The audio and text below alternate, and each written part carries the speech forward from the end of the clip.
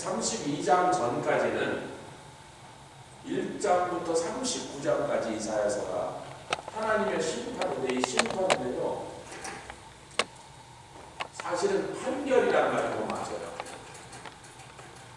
너희가 이런 죄를 범했기 때문에 이런 벌을 내린다는 말이에요. 판결, 그러고 뜻이 더 분명하죠. 근데 우리는 심판 그러면 두들겨 맞는 거, 이렇게 막 심판이 임한다 그러면 벌 받는 거를 자꾸 생각하는데, 벌은 이제 오고 있고 네가 왜 이 벌을 받아야 되는지, 네가 왜 형벌에 받는 게 합당한지를 1장부터 39장까지 하나님 계속해서 수많은 사건 속에서 또 얘기하시고 또 설명하시고 또 분명히 하셔서 세상에 왜 이런 심판이 임해야만 되는가, 누가 반박할 수 없을 정도로 조목조목 따져내신 거예요. 아멘 합시다.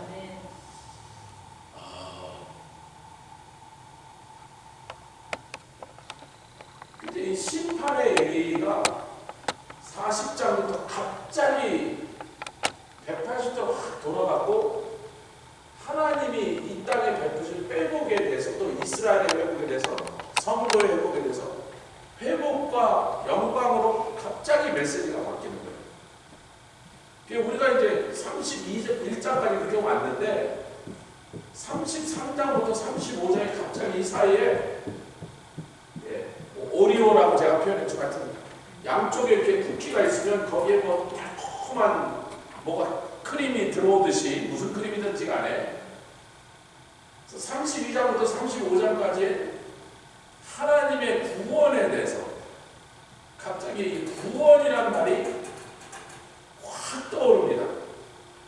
이제 드디어 구약의 복음서라는 별명이 붙은 이사야서의 본 주제인 구원이 딱 부상하는데, 그 말의 시작이 한 왕이 의로 너희를 통치하니. 아멘. 근데 그 왕이 누군지는 아직 설명을 안 하세요. 그 다음 33장에 The King이라고, A King이 아니라 The King이라고, 그래서 그 왕이 누구신지 좀 더 구체적으로 그분이 누구냐는 것에 이제 좁혀지지만 32장에 선포를 시작을 한 왕이 의로 통치할 거다. 그리고 3장에 가서 예루살렘을 반드시 구원하실 것이다. 여러분, 이사야서가 시작되는 시점을 주전 740년 정도라고 하는데, 지금 32장이 주전 701년, 39년이 지났습니다. 그러니까 1장부터 31장까지 이사야가 계속 예언한 말들이 이렇게 다 모여갖고 하나의 책으로 편찬되고 있었지만, 32장까지 오니까 이사야가 39년이 더 늙었어요. 이제 할아버지야, 이사야가. 왕이 3번이 바뀌었습니다. 우시야 왕, 아하스 왕, 히스기야 왕, 그리고 이사야가 좀 더 오래 살아서 므낫세 왕까지 선지자 노릇을 하는데, 우리 성경에는 이사야가 어떻게 죽었다, 언제 죽었다는 얘기가 없는데, 유대인의 전승에는 이사야가 므낫세한테 칼로 목이 잘려서 죽었다라고 유대인의 전승에는 그렇게 자기네들의 기록에 그렇게 나와 있습니다. 성경에는 그 기록이 없습니다. 그러니까 4대에 걸쳐서 4 다른 왕 앞에서 이사야가 선지자 노릇을 했는데, 30몇 년이 지난 시점이 우리가 여기까지 도착한 거예요. 이사야서 1장을 공부할 때 이사야는 젊은 청년이었단 말이죠. 39년을 계속 선지자 노릇을 해서 여기까지 왔으면, 지금 뭐 아무리 그때 20살이었다 그래도 39년이면 59살이니까 60이 다 됐고, 30살이면 69살이고, 40살에 시작하면 79살이란 말이에요. 그러니까 얼마나 많은 세월 동안에 일어난 일들을 세상의 역사가 막, 이 중군동의 역사가 막 뒤집어지고, 막 이 나라가 망하고 저 나라가 망하고 격변의 세상을 살았던 거예요. 그동안에 어느 나라가 망했을까요? 지금 주전 701년이면요 북왕국 이스라엘이 망하고 20년이 지났습니다. 북왕국이 망하던 같은 해에 아람도 망했습니다. 그리고 애굽이 아수르한테 한번 되게 세게 쳐맞아갖고 킥소리도 못하고 아프리카에 숨어있는 온 세상의 판도가 변했어요. 그 역사의 소용돌이 속에서 하나님이 계속 말씀. 얘네가 왜 지금 심판을 받는 줄 알아? 내가 왜 저 나라를 때린 줄 알아? 내가 왜 저 민족을 지금 내가 형벌을 주는 줄 알아? 그 이유를 너희들이 알아? 그 이유를 너희들이 알기를 원한다는 거예요. 왜 저 나라가 처맞았는지, 왜 저 나라에게 멸망이 임했는지, 왜 저 나라를 하나님이 심판하셨는지 그걸 계속 설명하고 있습니다. 할렐루야. 근데 이제 그 얘기가 31장까지 끝나고 그 정도 했으면 된 거예요. 그래서 32장으로 들어와서 한 왕이 의로 통치하실 때 그 왕이 광풍과 오늘 오후부터 바람이 심상치 않습니다. 내일 아침에는 새벽부터 영하로 떨어진다 해서 혹시 빗물이 그때까지 왔으면 저기 다 얼음으로 변하니까 네, 웬만하면 어디 차 운전하고 다니지 마시고 혹시 나가셔야 되면 밖에 얼었는지 잘 보시고 바짝 말랐으면 괜찮은데 광풍이 불 때 폭우가 칠 때 여기 제가 오늘 나눠드린 도표에는 이 광풍에 대해서 445페이지에 보면 오늘 나눠드린 강의 안에 도표에 광풍에 대한 얘기가 있죠. 도표 첫 번째 444페이지 첫 번째가 광풍이죠. 루악이야. 루악 뭐냐? 보통 우리가 성령, 영이라고 알고 근데 그 단어가 원래는 공기, 바람이란 단어를 원래부터 뜻은 그 뜻이었는데 그걸 성령이 바람처럼 오시니까 성령도 루악이라고 우리가 이렇게 성경에 부르고 있다는 말을 했어요. 하여튼 바람이야. 오늘 새벽에 제가 여기 새벽에 나와서 잠깐 기도하고 앉아있는데 꽈당 하는 소리가 나면서 뭐가 자빠졌나 뭐가 들이받았나 차가 들이받았나 엄청나게 큰 소리가 났는데 뭐 위층 아래층 다 봐도 아무것도 없어. 그래서 지금까지도 마귀가 나 기도하는 걸 방해를 한 건지 하여튼 막 꽈당 하는 소리가 났어요. 지금까지는 모르겠어. 아무 데도 망가진 것도 없고 부서진 것도 없고 자빠진 것도 없는데 아니면 저 파쿠에서 뭐가 트럭이 어디를 세게 들이받았는지 모르겠어요. 하도 큰 소리가 나고 괜히 기도만 중단해가고 그냥 그러거나 말거나 기도를 계속 하고 아무것도 아닌데 그래서 또 혹시 우리 건물이 성전이 상했을까봐 누가 뭐 와서 잘못 들이받았나 이러고 근데 하여튼 우리는 이게 예수님인지 알고 듣고 있지만 이사야를 통해서 이해를 듣는다면 이게 예수님인지 모르고 듣고 있는 거예요. 하여튼 어떤 왕이 온대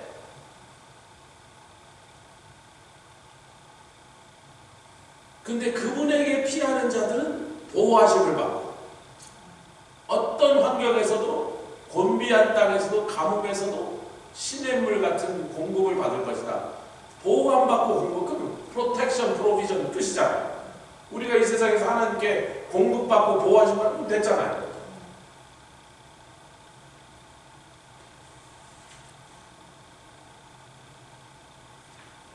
그런데 이 2절에 그 말씀이 있는데 이게 지난 시간에 제가 이사야서 4장에도 하나님께서 폭염이 되는데 휘장을 치시고 하나님의 백성들을 더위와 추위에서 막아주시고 보호해주신다. 그게 사실 불기둥 구름기둥으로 하셨던 얘기를 그렇게 멋있게 표현한 건데 계시록의 7장에 가보니까 새하늘과 새 땅 천국에 들어갔는데 거기서 또 하나님께서 다른 건물이 필요하셔 하나님이 직접 우리에게 성전이 되신 장막이 되신다. 이게 성경에 계속 일관되게 우리에게 말씀합니다. 우리를 보호해 주시는 분은 그것이 추위든지 더우시든지 광풍이든지 뭐 어떤 세상의 소용돌이 속에서 그 엄청난 세상에 휘몰아치는 미친 바람 속에서 우리를 보호해 주시는 분이 한 분 계시니 아멘. 그분밖에는 우리가 피하여 보호받을 데가 없다. 그걸 기억하라는 거예요. 그걸 기억합시다. 우리가 잘못하면요, 뭐 어느 나라가 막 그러고 우리나라가 막 그러고 뭐 어떤 자들이 어떤 군대가 어떤 나라가 세상에 여러분 심리학자들이 그래요. 당신 정신 건강에 스트레스 덜 받고 건강하게 사는 정신적으로 뉴스를 보지 말아요.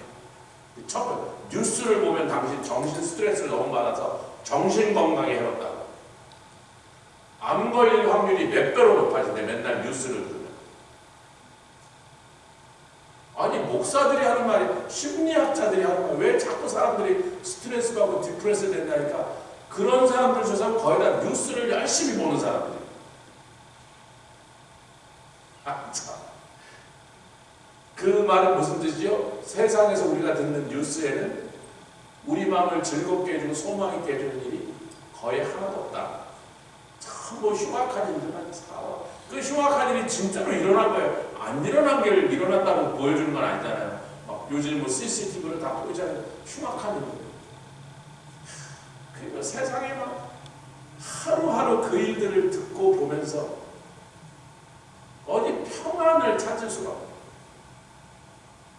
그러나 그 상황이 어떻게 되든지, 뭐 세상이 어떻게 되든지 간에, 정치판이 어떻게 되든지, 뭐 나라와 나라끼리 뭐 어떻게 하든지 간에 앞으로 그런 일이 더 준다 는다.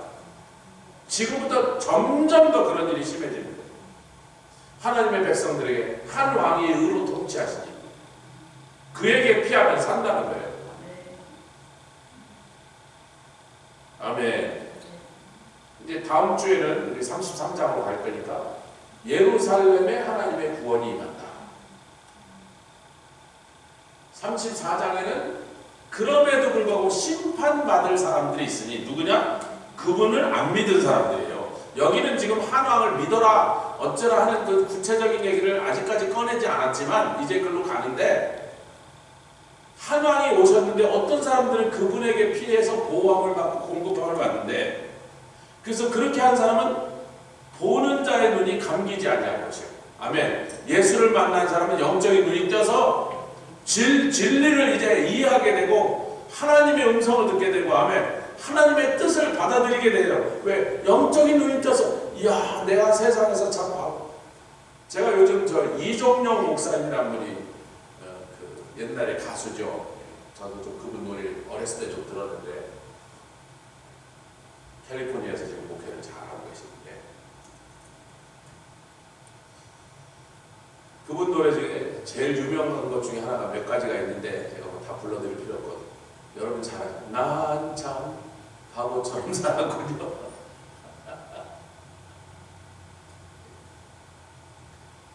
난 참 자기가 대마초 가수로 잡혀 들어갔대. 깜빵에 한 몇 달 있었는데, 대마초를 핀 사람으로 잡히게 아니라 대마초를 공급한 사람, 판 사람으로 잡혀. 그래서 이제 기독교 방송에 자기가 그 목사님 진짜로 대마초를 팔았습니다. 아니야, 전혀 그런 쪽이 억울하게. 그때 정권이 그런 일 했거든요. 저 몇 명 감옥에 넣어 제일 쉽게 대마초라. 자기는 그런 적 없대요. 근데 잡혀들어요. 그 감옥에 있으면서 하나님을 만나고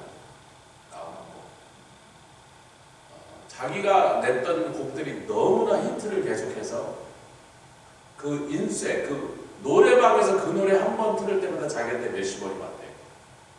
방송에 나간 건 당연하고 노래방 기계에서 그 노래를 한 번 사람들이 신청해서 들을 때마다 자기한테 자기 저금통에서 몇십 원씩 들었대요. 히트곡이 여러 개가 막 들었는데 하루에도 치딩 전국에 있는 2만 개의 노래방에서 그거 안 부르는 날이 없는 거예요. 누군가는 그걸 부르는 거예요. 자기 노래 막 들어오는데 자기가 목사 되려고 신학교 가서 그 회사한테 가서 나 그 판권 포기할 테니까 나한테 이제 돈을 드렸다. 자기가 그 돈을 계속 받으면 자꾸 그 연예계 화려한 무대가 생각나서 이 목사 일에 전념을 못할 것 같아. 그래서 끊어야겠다고 자기가 가서 끊어버렸다니까. 주겠다는 돈을, 주는 돈을 자기가 가서 주지 말라고 이제. 그랬더니 그 기독교 방송 사회하면 아이고 그 얼마나 됐을까. 아이고 진짜 많았습니다. 우리가 예수를 만나보면 그 전까지 나는 똑똑하게 산다고 살았던 거예요. 열심히 최선을 다해서 남들보다 뒤처지지 않게 뭐 나름대로 하여튼 열심히 잘 살았어. 내가 잘 살았다고 생각하던 그 인생이 예수님 안에 딱 들어보면 참 어리석게 바보같이 살았단 말이에요. 아멘. 왜? 영적인 눈이 떠져서 내가 신기루 헛된 것을 쫓아다녔다. 나를 복되게 하고 내 생명을 살려주는 것을 위해서 쫓아간 게 아니라 나를 망치고 나를 병들게 하고 나를 불행하게 하는 것들을 좋은 줄 알고 쫓아다녔다는 걸 알게 된 거예요. 아멘. 그런데 반대로 4절에도 그런 얘기죠. 조급한 자의 마음이 지식을 깬다. 여기서 조급하다는 것은요, 절 좀 보십시오. 강의 안에 있는데 조급하다는 것은요, 물이 흐른다, flowing down이라는 뜻이에요. 물이 흐른다는 건 뭐야? 돈 쫓아다니는 거야. 명예 쫓아다니는 거야. 한 자리에 서 있어야 되는데, 아멘. 믿는 자들은 하나님 앞에 딱 서 있어야 되는데, 너 있으라고 하는 곳에 서 있어야 되는데, 세상에서 살 때는요, 유행 따라, 돈 따라, 친구 따라 강남 갔다 망한 사람 많아요. 왜? 친구 따라 강남 가서 망한 사람이 많다고. 어린애들 탈선하는 데는 거의 다 친구 따라 마약하고 친구 따라 이상한 짓 했지 뭐. 민첩한 마음이라는데 빠르다라는 뜻 앞에 그냥 여기저기로 흘러다녔단 말이에요. 이게 좋다고 우르르 글로 쫓아가고, 저게 좋다고 그러면 저거 쫓아가고, 세상 사람들 유행 따라 남들이 다 글로 쫓아가면 나도 글로 쫓아간다.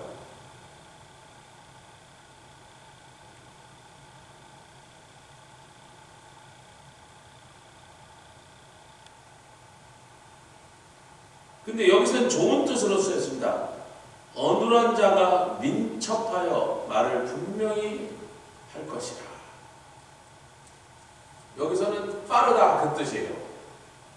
그러니까 같은 단어입니다, 여러분. 예. 제 강의 안에 445페이지에 예. 조급한 자도 민첩한 자도 둘 다 같은 단어 마르가 쓰였어요. 그래서 급하다, 잘 흐르다, 신속하다. 긍정적으로 쓰면 신속하다, 뭘 잘 빨리빨리 한다, 민첩하다고. 부정적으로 쓰면 흘러 돌아다닌다 그런 뜻이에요. 한 군데 진득이 못 있다라 이런 뜻이에요. 부정적으로 쓰면. 아멘. 그런데 5절부터 6절까지 7절까지는 여전히 한 왕이 오셔서 의로 통치하시는데도 불구하고 불의한 자들, 즉 악한 자들에 대해서 하나님께서 참이 답답한 것들아, 굳이 하나님의 마음을 속마음을 표현, 이 멍청한 것들아, 내가 한 왕을 보내서 의로 통치하는 세상에 살면서도 너희는 여전히 불의하고 악한 계획을 마음에 품고 악한 짓을 하면서 사는구나. 그래서 여러분, 예수님이 오시면요, 예수님이 오셔서 세상을 심판하신다는 것은요, 벌을 주셨다는 뜻이 아니에요. 세상을 두 사람으로 딱 나눈다는 거예요. 예수를 믿은 자와 예수를 거부한 자, 둘로 쫙 나눠졌어요. 이 두 가지 종류의 사람밖에 세상에 없습니다. 인간들은요, 돈 많은 자, 돈 없는 자, 많이 배운 자, 많이 못 배운 자, 똑똑한 자, 미련한 자, 뭐 약간 성질 착한 자, 성질 나쁜 자, 이렇게 복잡하게 나누는데, 하나님이 보실 때는 예수를 통하여 세상을 둘로 쫙 나눠서 내 아들을 받아들인 자, 내 아들을 거부한 자, 예수를 믿은 자, 예수를 안 믿은 자, 그게 하나님의 입장에서의 심판이라. 그래서 뭐라고 했어요? 영접하는 자, 그 이름을 믿는 자, 하나님의 자녀가 되는 것을 주셨으면 하나님 세상에 이처럼 살아서 독생자를 주여 그를 믿는 자마다 멸망적 영생을 얻게 하심이라. 그러나 그를 믿지 않은 자는, 3장 17절 그 다음 절에 믿지 않은 자는 이미 심판을 받았다. 아니, 안 두들겨 맞았잖아요. 지옥에 안 갔잖아요. 망하지 않았잖아요. 터지지 않았잖아요. 예수를 안 믿은 그 자체가 이미 심판이라고요. 왜? 지옥 가는 건 이미 정해져 버렸다니까요. 그래서 심판이라는 의미보다 사실 판결이라는 의미라면 의미가 더 잘 전달된다는 거예요. 아직 감옥은 안 보냈어. 아직 묶여갖고 깜빵에 안 끌려갔는데 이미 판결이 나버렸다는 겁니다. 예수를 거부했기 때문에. 지금 그런 사람들을 둘을 비교하고 있는 겁니다. 눈이 감겼던 자는 눈이 떠지고 조급한 자의 마음이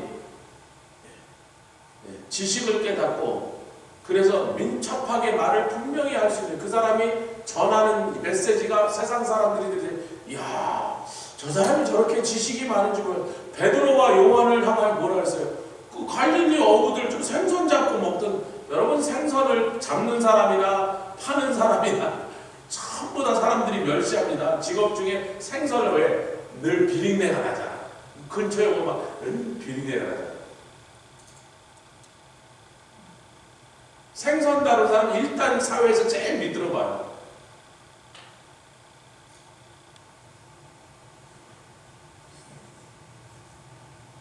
그러니까 갈릴리의 무식한 어부라고 생각했잖아요. 사실 그 말이 사실은 맞는 거죠. 베드로가 그렇게 학식이 많은 사람이 아니야. 요한이 공부를 많이 한 사람이 아니에요. 갈릴리 어부야. 무슨 어부지라는데 그렇게 공부를 많이 시켰겠어요. 공부를 많이 시킬 돈이 있어 왜 어부를 하고 있겠어요? 나가서 큰 장사를 하지. 그러니까 세상 사람들이 그를 무식한 자 취급하는 게 사실적으로 맞는 거예요. 근데 이 사람들이 예수를 믿고 성령을 받았더니 바리새인과 율법사들과 서기관과 대제사장들을 납작 눌러놓더란 말이에요. 하나님의 말씀. 아멘. 아니 저들이 언제 저런 학문을 했는가? 그렇게 되더라는 것입니다. 아멘. 그런데 예수를 거부한 자는 자기는 자기가 대단히 잘났다고 생각하는데 하나님 볼 때 어리석은 불의한 자들의 어리석음을 5절, 6절, 7절에 쫙 열거하고 계신 거예요. 간사를 행하고 패역한 말로 여호와를 거스리고 줄인 자, 갖다나 배고픈 자인데 있는 것까지 뺏어가고 목말라 죽게 산 사람 물그릇을 발로 차갖고 그 사람도 못 마시게 하고.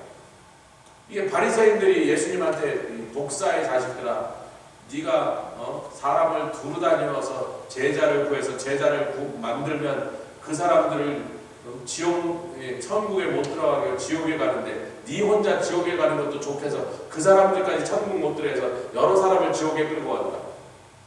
남 은혜 받는 것까지 방해하고 남 복 받는 것까지 그 복그릇을 걷어차버린다. 이 불의한 자들이. 그래서 그 사람들은 그릇이 악하다. 여기 그릇이라는 건 실제로 그릇인데 여러분 그릇이라는 단어를 한번 보세요. 32장 7절에 446절이겠죠. 예. 그릇이 중간쯤 있습니다. 32장 7절이니까 그릇이 악하다 할 때 그 그릇이 켈리라는 히브리 단어인데 그릇이라는 번역도 되고 준비된 것이다. 뭔가 준비된 상태다. 혹은 무기도 된다 이렇게 되어 있습니다. 물론 그릇이라는 뜻이 제일 먼저 나와요. 그러니까 그 사람은 날마다 그릇이 악하여 무슨 계획을 하든지 악한 것만 계획한다. 악한 꾀만 낸다. 악한 일 할 준비가 되었다니까요. 그 입에서 나오는 것은 사람을 죽이는 무기라니까요. 그런 사람이야. 속 사람이 그런 인간이야. 아니 가끔 우리가 세상을 다니다 보면 정말 못된 인간이 있어. 누구를 만나도 어떤 상황에서도 못된 짓만 해. 못된 소리만 하고 못된 행동만 하고.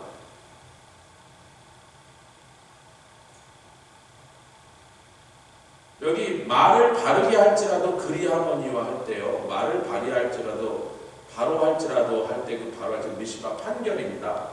그래서 가난한 자나 그 궁핍한 자들이 와서 재판정에 섰을 때 이 얘기에 사실은요. 재판정에 서서 사실대로 얘기해도 이 자들이 힘이 있으니까 권력을 가지고 그 사람들이 아무리 바른 증언을 하고 그들의 사실대로 얘기해서 그러면 이 사람들이 잘못한 게 없다든지 이 사람이 손해났다는 것을 다 알게 됐어도 판결은 여전히 지 악한 생각대로 악한 이득대로 판결하여 하나님이 흔히 말하는 판결을 굽게 하려다 이런 거예요. 재판석에 앉아갖고. 여러분 이스라엘의 재판은요, 저 좀 보십시오. 이스라엘의 재판은요, 성문에서 장로들이 하든지 어떤 일은 작은 일들, 그 마을에서 일어난 사건 이런 건 지금도 저 박종명 선교사님 그러잖아요. 저 마사이 족속들은 케냐 정부에서 마사이 부족에서 일어난 일은 마사이 부족이 자치권을 가지고 사형을 시키거나 그런 중범죄만 아니라면 뭐 누가 도둑질을 했다든지 뭐 누가 뭐 상의를 쳤다든지 마을에서 그 추장들이 다스리게 했대. 장로들이. 자기가 한번 갔더니 마침 무슨 두 부족 사람들이 싸운 것 같은데 박종렬 선교사님이 뭐 재판하는데 들어와서 아니 내가 왜 들어오니까 당신은 우리 명예 추장 같은 사람이니까 들어오라고. 우리 마을에서 이렇게 해줬으니 당신은 뭐 우리한테는 명예 추장 같은 거야. 진짜 추장은 아니지만 들어오라 그래서 그 재판장에 한번 들어왔다는 거예요. 장로들 한 12명 앉아있고 당사자 둘이 딱 들어오는데 밖에서 막 물고 뜯고 싸우고 욕하고 막 치고 받고 하는 두 사람이 거기 탁 들어와서 그 재판하는 자리에 탁, 비록 소똥집이지만 큰 집에 장로들 12명이 탁 앉아있고 자기도 거기 같이 껴서 여기 앉아있는데 뭐 어떻게 하나 구경을 하려고 그 두 사람이 딱 그 안에 들어오더니 갑자기 그 장로 12명의 권위 앞에서 직선, 옛날 우리 한국도 그랬어요.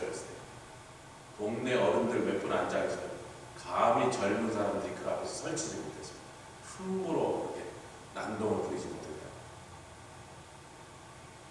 우리 장인어른이 정릉에 사셨는데 정릉 김 사장님인데 이제 이렇게 우리 장인어른 그 정릉 시내가에 그 공장을 하니까 물이 필요하니까 시냇물이 필요해서 거기다 공장을 짓고 거기다 사셨는데 잘 사는 사람도 있지만 이렇게 산동네 못 사는 사람도 쭉 사는데 날마다 냄비 날라가고 접시 깨지고 술 먹고 와서 애 빼고 개 빼고 마누라 빼고 그러니까 동네 싸움이 붙었다 그러면 사람들이 쳐서 아유 김 사장님 빨리 와서 좀 말려주세요.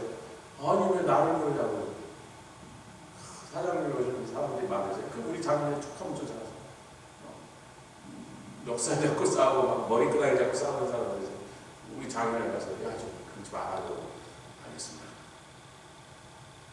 이스라엘의 대부분은 성문 앞에 장로들이 재판을 했습니다. 아멘. 중범죄만 사내들인 공회라는 예루살렘 성전에서 사내들인 공회가 열려서 각 지파의 대표 6명씩 72명이 앉아서 중대한 사건들은 거기서 재판합니다. 왕이 있을 때는 왕 앞에 가서 재판해요. 그러니까 성문에 앉아있는 유력자란 말이에요. 그 지역의 유지란 말이야. 이 힘도 있고 돈도 있고 뭔가 그런 포지션에 있는 자들이 근데 그 마음이 약해. 왜? 예수를 안 믿었기 때문에. 한 왕의 의롭게 통치하는 것을 방백들도 그 왕이 의로 통치하면 32장 1절에서 그 예수님을 우리는 알지만요. 하여튼 그 의로 통치하는 왕이 오면 드디어 그 밑에 있는 방백들도 정부의 높은 관리들도 공평으로 정사를 돌볼 것이라 이렇게 됐는데 예수를 안 받아들인 사람들은 그 의로 통치하는 왕을 자기의 왕으로 모시지 않은 자들은 여전히 괴음한 짓을 하며 악한 계획을 품고 하는 짓마다 악한 짓을 하더라고요. 그런데 고명한 자는 고명한 일을 도모하나니 할렐루야. 네. 여기 고명하다는 건 존귀하다는 뜻이에요. 어떤 사람을 지금 잠깐 어떤 사람을 존귀하다고 부르는 거예요? 의로 통치하신 그 왕을 자기의 왕으로 모셔들여서 할렐루야. 그분의 통치에 겸손하게 순응하는 사람은 이제 점점 존귀한 자로서의 모습이 그 속에 세워져요. 할렐루야. 우리가 요만큼이라도 사람들이 볼 때 좀 존경할 만한 모습이 우리 속에 이렇게 갖춰진 것은 우리가 예수 믿고 3, 40년 따르다 보니까 모든 면에서 사람들한테 그래도 세상 사람들이 아유 목사님이 우리보다 낫구나. 저 성도들이 장로님이 우리하고는 다르구나 이런 소리를 듣게 된 거예요. 우리가 그런 소리를 들으려고 노력한 게 아닌데 예수를 모시고 예수를 따라서 살다 보니까 저절로 세상 사람들이 볼 때는 야, 저 사람들은 우리보다 좀 더 위에 있는 사람들이네. 존귀한 자들이네. 같이 하시다. 존귀한 자는 여기 고명이라고 번역되어 있지만 우리가 흔히 쓰는 단어라면 존귀하다. 존귀한 자는 존귀한 도모한다. 늘 마음에 존귀한 계획을 한다. 제가 문종성이라는 친구가 한 30년 전이에요. 거의 30년 전이에요. 그때 이제 젊은 청년인데 자전거를 타고 전 세계를 일주하겠다고 뉴욕에 왔는데 뉴욕에 와서는 그 자기가 한국에서 들고 다 조립도 다시 해야 되고 막 툴도 필요한데 자기 영어를 못하니까 좀 도와달라고 해서 그런 거 하는데 며칠 걸린대. 막 수속도 하고 비자도 없고 그래서 우리가 아는 제자 집에서 좀 있게 하면서 도와주고 통역도 해주고 그래서 떠날 때 헌금도 주고 뉴욕에 있을 때 얘기입니다. 여기 오기 전에. 그러고 난 다음에 이 친구가 그 자기가 여행한 것을 그때 당시 무슨 네이버 무슨 이런 데 올린 거예요. 블락 같은 데다 사진도 올리고 막 그래서. 근데 그때 당시에는 막 대한민국의 젊은이 센세이션이니까 30년 전이니까 페루 가고 막 볼리비아 가고 브라질 가고 그 다음에 막 시베리아로 갔다가 막 유럽으로 가고 아프리카도 갔는지 자기가 아프리카도 갈 거라 했는데 갔는지 안 갔는지 모르겠어요. 그러고 이제 한 2년 만에 한국에 돌아왔는데 너무 청년들한테 인기가 돼서 막 우상처럼 되니까 그 친구가 이게 크리스찬이에요. 자기가 이걸 하는 건 정말 주님의 뭔가를 좀 체험해보고 하겠다. 그 책을 출판했었는데 그 책이 베스트셀러가 됐어요. 근데 그 친구가 이제 저한테 이렇게 그 후로도 이렇게 이메일을 보내는데 자기 여기 어디 가 있습니다. 뭐 어느 나라에 지원하니까 뭐 카메라를 다 도둑맞았습니다. 자전거 도둑맞았다. 그런 얘기가 올라오는데 도둑맞았는데 또 거기 페루의 어느 교회 한인교회에서 또 거기 성도들이 돈을 모아서 자전거를 만들어줘서 마련해서 좀 자전거를 다시 타고 다 가고 있습니다. 한국은 걸어가야 되는데 그렇게 좋은 자전거를 현지에서 구하겠는데 그분들이 어떻게 또 구해서 또 자전거를 타고 갑니다. 이메일이 오는데 그 제일 밑에 항상 뭐라고 써있냐면 존귀한 자는 그 마음에 아로새긴 비전이다. 그때 한 21~23살짜리였어요. 애지. 늘 마음에 그걸 기억하고 지금 이 말이 딱 그 말이거든요. 존귀한 자는 늘 마음에 도모, 계획하는 게 존귀한 거다. 아까 뭐라 했어요? 그릇이 뭐라고요? 그릇이 늘 뭔가 준비하고 있어. 뭐? 악한 것을 준비하고 있어. 지금 이 두 마리가 서로 반대되는 표현이에요. 악한 놈은 그 속에 날마다 악한 계획을 하고 있어. 그 그릇 자체가 악한 일을 만들어내는 걸로 준비되어 있어요. 근데 왜 그 사람은 계속 그렇게 사냐면 예수를 거부했기 때문에. 흉악한 살인자도 예수를 딱 믿고 나면요. 그 마음에 그 차올랐던 분노와 사람을 죽이려는 살이라고 나쁜 짓 하려는 마음이 싹 녹아버리고 할렐루야. 회개하고 참회하고 어떻게 하면 내가 이 죄를 갚을까? 어떻게 세상 사람들에게 했던 그 악한 일들을 내가 지금이라도 속죄하면서 갚을까? 그냥 한순간에 사람이 변하는 거예요. 겉보기에 괜찮아. 이 사람들이 다 겉보기에 괜찮아 보이는 사람이에요. 동네에서 저 사람 뭐 학식도 많고 막 돈도 많고 유지다 이렇게 유지라고 모든 사람들이 유지라고 존중받는 사람인데 그 속사람을 들여다보니까 더러운 이득을 당하고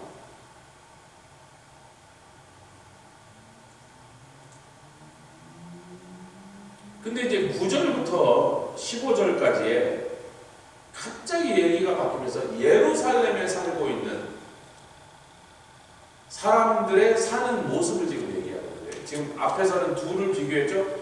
그 한 왕의 통치를 받아들이고 그 한 왕을 따르기로 결심한 사람들과 그분을 거부하고 더욱더 악한 짓을 하는 사람들로 딱 나눴는데 이제는 그 얘기가 끝나고 9절부터 너희 안일한 부녀들아 하나님이 뭘 하시려고 하는데 여기 보세요.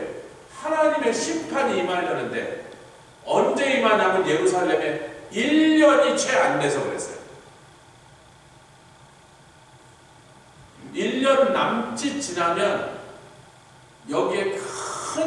내가 너희를 포위할 거라는 게 주전 701년에 일어난 사건이에요. 왜냐하면 요 말을 할 때 이사야가 이 말을 할 때 주전 702년이었어요. 그래서 하나님 말씀하신 대로 1년이 되기 조금 전에 한 11개월쯤 됐을 때 아수르의 18만 5천 명이 예루살렘을 확 포위해버리는 사건이 벌어진 거죠. 빨리 아멘합시다. 그 일이 일어나기 딱 1년 될까 말까 남았을 때 이사야를 통해서 지금 이 말 하신 거야. 너희들 그렇게 안일하게 앉아갖고 뭐 쾌락을 즐기고 뭐 그냥 피크닉 다니고 왜? 풍족하니까 염려가 없어. 살만하니까 넉넉하니까 아이고 뭐 우리는 뭐 빈궁한 사람들 뭐 우리는 뭐 넘치게 있는데 여러분 성이 포위되고 성이 함락되면 여러분 몽골군이 와서요 러시아, 우크라이나, 폴란드, 헝가리 나라들 군대들을 하나하나 깨부셔서 비엔나까지 왔었습니다. 비엔나가 넘어가면요 그 다음부터는 비엔나를 지난다는 평지예요. 막아낼 산이 없어. 강이 없어. 비엔나가 함락되면요 그 다음에 파리하고 런던까지 그냥 무인지경으로 쓸고 옵니다. 그런데 비엔나까지 왔던 몽골군이 갑자기 철수해서 가니까 그때 다 로마 천주교 쪽이죠. 교황이 그래서 우리가 기도했더니 하나님 저 흉악한 몽골 군대를 쫓아내 주셨다고 그러는데 천만의 말씀입니다. 황제가 죽었어. 징기스칸의 아들이 그때 황제였는데 그 황제가 죽었어요. 그리고 몽골의 관습은 황제가 죽은 그 모든 아들들이 몽골 초월에까지 다 와서 한 텐트 안에서 다음 왕이 계승자를 결정해야 되는 게 몽골의 관습이라 여기까지 왔던 마투칸이라는 징기스칸의 손자입니다. 자기가 그 후계자가 될 수도 있는데 안 가고 여기서 비엔나 점령하고 있으면 뭐예요? 자기 망하는 거죠. 그러니까 가자 그러고 10,000마일을 달려가고 그 회의까지 도착합니다. 몇 달 후에. 근데 이쪽에서 그 사정을 모르니까 우리가 기도해서 다 갔다는데 뭐 그럴 수도 있죠. 또 그 사실 그럴 수도 있지. 근데 그 몽골 군대가 러시아나 우크라이나나 폴란드나 강력한 큰 도시들과 어마어마한 성을 공략해서 다 함락했을 때마다 그 안에 있던 왕족이나 성직자들이나 이런 사람들은 설마 우리는 죽이기까지 않겠지 그랬어요. 왜 그러냐면요 유럽의 군대들은요 상대방의 귀족이나 왕족을 잡으면요 포로로 잡으면 몸값을 받고 내줬어요. 귀족은 뭐 주당 200만 불, 왕족은 1,000만 불, 왕은 3,000만 불. 그래서 높은 귀족일수록 몸값을 더 세게 받으니까 죽이는 것보다 살리는 게 훨씬 낫잖아요. 그래서 유럽의 국가들끼리는 포로로 잡혀도 자기 재산 다 바칠 정도로 세게 내면 왕이라도 도로 내보내줬어요. 유럽의 국가들에게 흔한 일이라고요. 왜 죽여요? 돈 받는 게 낫지. 죽여서 뭐 할 건데 그 고기를 잘라 먹나 뭐 그 고기야 뭐 개나 던져줄 것이지. 죽인다고 뭐 생기는 게 없잖아요. 어차피 땅은 다 뺏었고 그러니까 그렇게 생각을 하는 거예요. 그래서 성이 함락되고 이제 왕족, 귀족, 막 성직자 이런 높은 권세 있는 사람들이 한 곳에 다 몰려가고 이렇게 하고 있으면 몽골군이 꽝 차고 들어와서 다 죽여버렸어요. 노예고 왕이고 똑같이 죽여버렸어요. 성이 함락되면 동양의 군대들은 싸구려 죽였습니다. 서양의 군대들은 돈값 계산하니까 몸값 너 얼마 내면 우리 풀어줄 테니까 빨리 고향에다 편지 보내라고 금화 2만 개 보내면 내줄 테니까 이렇게 해서 서양과 동양의 그게 완전히 다르네요. 여기 이스라엘은 동양입니다. 아시아입니다. 아시아의 군대들 다 죽였다고. 아수르 군대 어떻게 해서 왕족도 다 빨가벗겨서 끌고 왔다. 왕족이고 뭐 인정사정 없어요. 똑같이 죽었다. 그러면 내가 예루살렘 성의 유력자다. 돈 많은 집이었다. 뭐 지도자였다. 성이 무너지면 그게 무슨 도움이 돼요?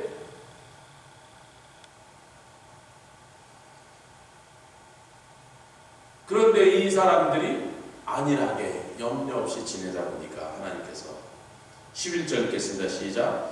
너희 안일한 여자들아 떨지어다. 염려 없다고 그렇게 건방 떨지 말고 떨지어다. 왜냐하면 1년이 남짓해서 1년이 채 되기 전에 이 성을 아수르의 군대가 겹겹이 포위할 건데, 그리고 정말 왔어요. 18만 5천.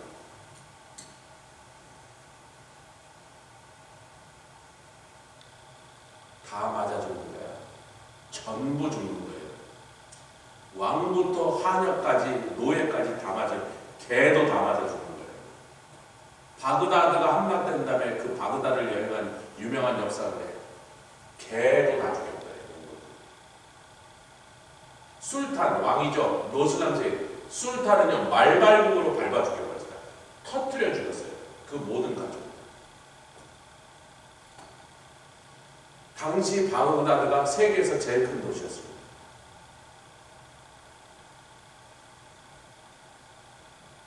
성이 함락되면 그렇게 되는 거예요. 동양의 전쟁 상황에서.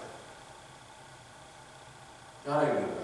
너가 지금 권력 있다고, 돈이 있다고, 높은 지위에 산다고, 하녀 들고 하인 두고 산다고, 이 성이 함락되면 네 신세가 뭐 다를 줄 알아요. 저 개만도 못 떨게 되는 거예요. 떨어라. 떨지어다. 당황해하라. 옷을 벗고 배로 허리를 동이고 네가 가슴을 치게 될 것이다. 이렇게 갑자기 심판과 멸망에 대한 선포를 하신 이유는, 그런데 그 성에 누가 있었어요? 하필이면 그때 당시 왕이 누구예요?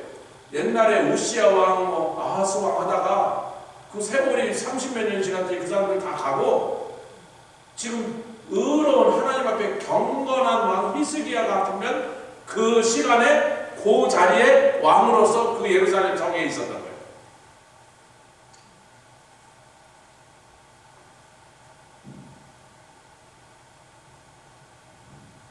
형국과 진려가 나고 궁전이 패하고 인구 많던 성읍이 정막하며 산과 망대가 영영이 굴려 들락에 즐겨하는 양떼 풀먹는 것이 될 것이거니와. 희한하죠. 분명히 701년에 아수르 군대가 와서 히스기야 왕의 기도로, 눈물의 기도로 천사를 보내서 다 때려 잡았는데, 아니 지금 그 사건을 얘기하는 1년이 남지, 그래서 딱 그 사건을 찍어서 딱 말씀하거든요. 근데 결과는 우리가 알고 있는 대로 구원을 받았어요. 근데 왜 형국과 진려가 나고 궁전이 패하며 다 땅이 황폐해진다고 말씀하시냔 말이에요. 여기서 우리가 이것을 이해하기 위해서, 왜냐하면 이게 한 사건을 가리키는 것 같지만 이사야가 예언하고 있는 아수르와의 이 전쟁에서 일어난 참혹한 상황에서 갑자기 이사야서 강의 3번, 4번에 나왔던 이중 더블 어플, 이중 적용, 간격이라는 예언의 특징이 뭐예요? 한 사건만 선포하지 않고 그 사건을 설명하는 듯 하면서도 그 다음에 일어날 장래에 일어날 일, 더 먼 장래에 일어날 일들을 그것을 다 겹겹이 같이 설명하고 있다는 거예요. 분명히 아수르 사네립의 18만 5천의 군대가 왔을 때는 궁전이 황폐되지 않았습니다. 히스기야 왕의 기도로 모진 고통이 승리로 변하고 축제로 변해버렸습니다. 아멘. 근데 마치 다 망하고 끝난 것처럼 설명하고 있는 거죠. 그럼 이건 뭐냐? 그렇게 해서 너희가 구원받고도, 여러분 보세요. 아수르가 침공했어요. 36장에. 37장에 히스기야 기도해서 결국 그 기도 끝에 30장 끝에 천사가 하룻밤에 내려와서 그 집에 있는 사람 한 명도 살리지 않고 다 죽였더라. 끝났어요. 승리로. 그리고 히스기야가 또 병에 걸립니다. 승리하고 좋았는데 좀 지나서 병에 걸려서 네가 금방 죽는다 그러니까 막 히스기야가 병을 무관한 거예요. 울면서 사정하고. 그래서 근데 그때 죽었으면 좋았어. 그 문하세가 안 나왔거든요. 하나님 너 와라 그러면 가면 좋아. 근데 아니라고. 그래서 아니 우리 하나님은요 울고 매달리는 성도한테 약하세요. 우리 자녀가 막 울고 매달리면 약해지잖아요. 막 아이고 막 저놈이 막 울고 그러니 내 마음이 약해서 스티븐 몽둥이로 들고 이놈 시작에 때려주려고 해도 막 와서 아야 들고 우리는 자녀들이 그러면 꼼짝으로. 그래서 히스기야 울고 매달리니까 하나님이 아이고 알았다 15년 더 살게 해라. 더 살았어. 그리고 끝났으면 됐는데 므낫세를 낳은 것만 문제가 아니라 바벨론이 그때까지 아수르의 속국이었는데, 그래서 아수르에 짓밟혀서 300년 동안 노예로 살고 있는 바벨론이 아수르가 좀 약해지니까 18만 5천 명 전 군대가 몰살을 당했지. 그러니 그 군대가 최고의 정예 부대가 주력 부대가 다 전멸했으니 벌써 약해졌잖아요, 군사적으로. 그러니까 바벨론이 야 우리 300년 종살이 도저히 이제 더 이상 못하겠다. 저 아수르가 약해진 거 보니까 우리가 한번 덤벼보자. 근데 우리도 좀 편이 필요하잖아. 편. 누가 필요해요? 유다가 필요한 거예요. 왜? 얼마 전에 아수르한테 두들겨 맞았잖아요. 그러니까 아수르가 얼마나 천천히 왔을 테니까 우리 유다랑 좀 한번 협력해서 협공을 좀 해보자. 아수르를 상대로 우리가 일어나는데 우리도 좀 동역들이 필요하니까 그러고서 사신을 보낸 거예요. 근데 히스기야가 그때 하나님 앞에 참 망령된 짓을 합니다. 성전의 보화를 보여주고 무기고를 보여주고. 왜? 바벨론이 지금 약한 나라입니다. 지금 아무것도 아니야 바벨론. 아수르에 아직까지 독립을 못 찾은 속국이에요. 그러니까 히스기야가 갑자기 교만을 떠는 거예요 하나님 앞에서. 하나님이 분노하셔서 이사야 선지자를 다시 보내죠. 왕이 뭘 하셨습니까? 아니 뭐 그냥 화신 와서 뭐 축하하고 막 그래서 나도 고맙고 그래서 멀리서 왔으니까 귀한 좀 보여주고 그렇게 자랑질 좀 했죠. 왕이시여. 왕의 그 교만한 행동 때문에 왕은 그렇게 하지 않겠지만 당신의 자녀들이 바벨론의 포로가 돼서 쫓겨가는 꼴을 겪을 겁니다. 그때라도 어떻게 했으면 돼요? 여러분 아합이 하나님 앞에 무서운 심판의 경고를 듣고 갑자기 베옷을 입고 걸음도 천천히 걸으면서 겸손한 표시를 했더니 하나님 보느냐? 저가 내 경고를 듣고 그래도 겸손을 하려고 노력이라도 하니 지금 했던 말 중에 대부분은 빼주겠다 그랬는데 히스기야는 뭐래요? 아이고 뭐 내 자식 때 바벨론에 끌려가든지 말든지 나는 그래도 끝까지 침대에서 잘 살 거다 하니까 그걸로 충분합니다. 네, 옛설. 그러고 끝나버렸어요. 선지자를 보내서 그런 무서운 경고할 때는 그걸 받아들이라는 거예요? 회개하라는 거예요?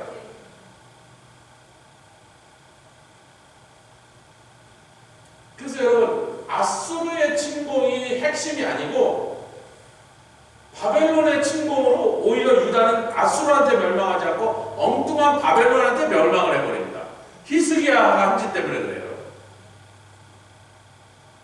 그러니까 아수르만이 우리의 문제다, 바벨론은 우리의 문제다, 그렇게 생각한 히스기야가 이 판단 미스를 한 거예요. 누가 문제가 아니에요. 하나님께 의지 않으면 어떤 놈한테라도 맞아 죽게 되는 거예요. 아멘. 아수르가 문제가 아니에요. 바벨론이 문제예요. 우리가 하나님을 전폭적으로 신뢰하고 그분에게만 의지하지 않는 게 문제인 거예요. 이게 그 레슨입니다. 그래서 결국은 바벨론에게서 망한다면 유다는 이스라엘은 계속 망하죠. 바벨론에게 점령당했다가 그 다음에 페르시아한테 포로가 됐다가 페르시아를 멸망시킨 마게도냐 헬라 제국한테 포로가 됐다가 속국이 됐다가 헬라 제국을 무너뜨린 로마의 속국이 됐다가 로마 제국 지난 다음에 이슬람한테 속국이 됐다가 뭐 터키한테 속국이 됐다가 영국한테 속국이 됐다가 2000년 동안을 계속해서 2500년 동안 계속해서 어느 나라의 속국이 돼서 삽니다. 그 속국이 돼서 살던 어느 시점에 한 왕이 킹이 더 킹으로 오셨던 거예요. 예수님의 초림입니다. 아멘. 예수님의 초림 때 왔을 때 로마의 압정이 세금을 얼마나 가혹하게 걷어들이는지 가이사 아우구스도가 천하의 영을 내려 호적을 하라 명하더니 유다 지파의 요셉이란 청년이 정혼한 여자 마리아하고 그 호적을 하려고 가이사 아우구스도의 명을 따라서 안 그러면 맞아 죽으니까 로마 제국 전 시민 전 주민들에게 네 고향에 가서 호적을 해라. 그 호적을 한 이유는 세금을 더 효과적으로 걷어들이기 위해서. 인구조사는 반드시 세금 걷어들이기 위해서입니다. 그때 투표를 했어요? 지금은 투표하기 위해서 인구조사를 하지. 근데 그때 투표를 안 했잖아. 황제를 뽑았으니까. 세금 넣기 위해서 하는 거거든요. 어느 나라도 똑같아요. 그래서 로마가 인구를 정확하게 파악한 다음에 한치도 빠져나가지 못하도록 쥐어짜서 기름을 짜버렸어요. 그래서 그 후로 30년 후에 예수님이 활동하신 당시에 그때 죽었던 사람들의 뼈가 발견돼서 보니까 90%가 그 몸이 영양실조 상태더라고요. 하루 3끼를 다 못 먹어서 웬만한 사람은 그 나라의 부자들과 로마에 붙어서 아부 떨던 그 최상위층 10%만 3끼를 먹고 모든 백성들이 늘 굶주려 있었단 말이에요. 지금 분명히 아수르가 침공했던 701년에는 궁전이 황폐되는 일이 없었단 말이에요, 여러분. 인구 많던 성읍이 정박하게 되지 않았단 말이에요.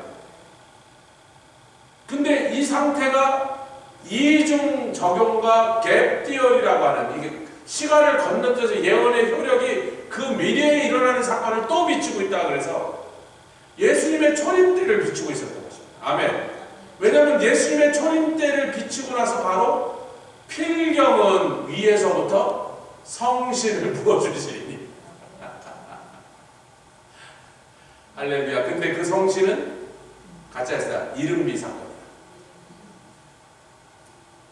그리고 이 뒤에는 늦은비 사건을 또 하나에 또 나옵니다. 그래서 701년의 아수르의 침공뿐만 아니라 바벨론으로의 멸망뿐만 아니라 바벨론 이후로 페르시아, 마게도니아, 헬라 제국, 로마로 인하여 속국이 돼서 500년 동안을 계속 남의 나라의 속국으로 종으로 노예로 살다가 엉망이 된 그 시간에 예수께서 오시고 드디어 그 한 왕이라고 누군지 몰랐던 분이 예수라는 이름으로 하나님의 아들로 유다 지파의 자손 다윗의 자손으로 이 땅에 오시고 필경은 뭐까지? 성령 강림 사건까지 나아가는 얘기를 이 짧은 스토리 안에 다 집어넣은 거예요. 그럼 성령이 오셔서 하시는 일이 뭐예요? 의의 공연은 화평이라 의의 결과는 영원. 의를 강조하죠. 의는 누구 거예요? 예수님이죠. 예수님이 Jesus, God's righteous